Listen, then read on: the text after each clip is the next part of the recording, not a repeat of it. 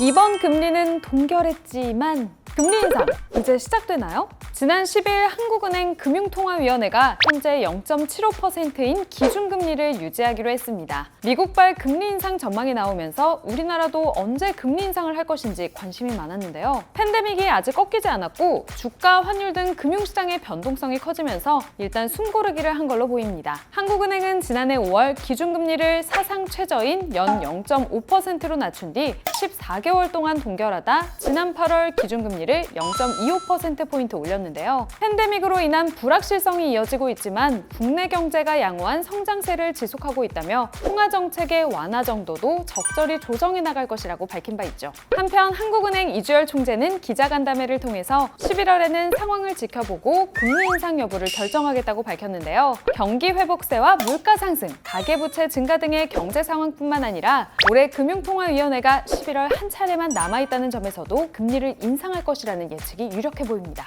아무쪼록 우리나라가 처한 경제 상황에 현명하게 대응하는 결정 기대합니다. 이제는 메타버스 ETF다. 포스트 인터넷 시대를 주도할 K 메타버스 기업을 잡아라! 여러분! 이제는 ETF로 국내 메타버스 기업에 투자할 수 있게 됐다는 기쁜 소식입니다. 우와!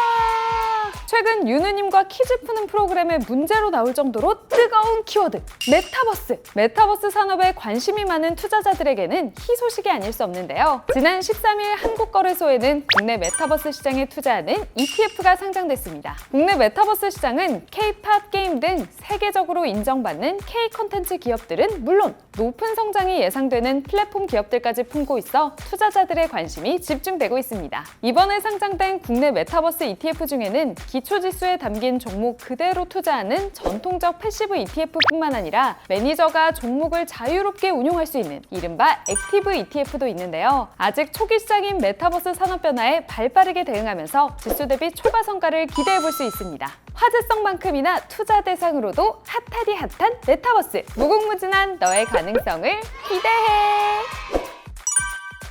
노벨 경제학상 수상의 영광은 매년 10월이면 세계에서 가장 명예로운 상으로 알려진 노벨상 수상자를 발표하는데요. 올해 노벨 경제학상은 미국에서 연구 중인 데이비드 카드, 조슈아 앵그리스트, 휘도 인번스 3인이 공동 수상하게 됐습니다. 노벨위원회는 수상자들이 노동시장에 대한 새로운 통찰을 제공하고 자연실험에서 인과관계에 대한 결론을 도출할 수 있음을 보여줬다고 선정 이유를 밝혔는데요. 카드 교수는 최저임금을 인상한다고 해서 일자리가 줄어드는 것은 아니다. 대규모 난민 유입이 노동시장에 부정적 영향을 주지 않는다는 연구 결과를 보여줬고요. 앵그리스트와 인번스 교수도 임금 교육의 효과 평가에 인과관계 분석론을 접목해 실증 연구의 수준을 한 단계 끌어올렸다는 평가를 받았습니다.